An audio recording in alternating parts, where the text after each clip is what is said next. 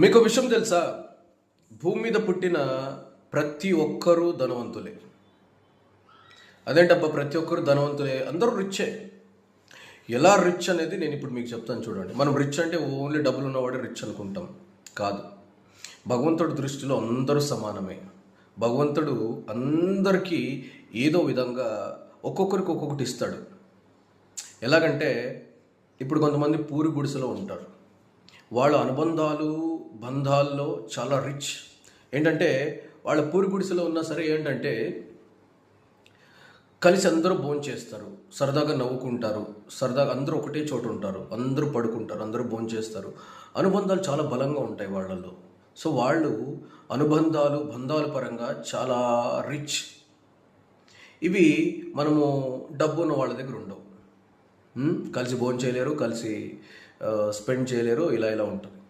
ఇంకొకటి, కొంతమందికి మేధా సంపద ఇస్తాడు భగవంతుడు. కొంతమందికి అనుబంధాలు బంధాల్లో బలంగా ఇస్తాడు. కొంతమందికి మేధా సంపద ఇస్తాడు, అంటే మేధస్సు. వాడు ఆ తెలివితేటలతో ఎక్కడన్నా బతకాడు. కొంతమందికి చాలా నాలెడ్జ్ ఉంటుంది, కొంతమందికి డ్యాన్స్ ఇంకొక టాలెంట్ ఉంటుంది, ఇంకొకరికి చాలా బాగా పాడతారు. ఇలా ఒక్కొక్కరికి ఒక్కొక్కటి భగవంతుడు టాలెంట్ ఇస్తాడు. మనం ఏమనుకుంటాం, డబ్బున్నవాడు మాత్రమే రిచ్ అని. సో అది పైన పైన కోటింగ్ అంతే. వాళ్ళు మనశ్శాంతిగా భోజనం చేయలేరు, వాళ్ళు మనశ్శాంతిగా కలిసి అనుబంధాలు బలంగా ఉండవు. డబ్బులు ఉన్న వాళ్ళు ఎవరన్నా చూడండి, భార్య భర్తలు అనుబంధం సరిగ్గా ఉండదు. నువ్వంటే ఏంటి, నేనంటే నేనేంటి, డబ్బు ఉంది కదా నాకేంటని. సో ఏవో ఒక problems, health problems, financial problems, అనుబంధాలు సరిగ్గా ఉండవు, బంధాలు సరిగ్గా ఉండవు.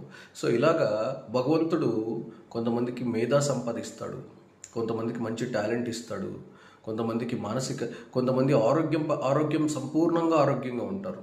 ఏ హెల్త్ ఇష్యూస్ ఉండవు. వాళ్ళకి ఆరోగ్య సంపద అనేది భగవంతుడు ఇస్తాడు.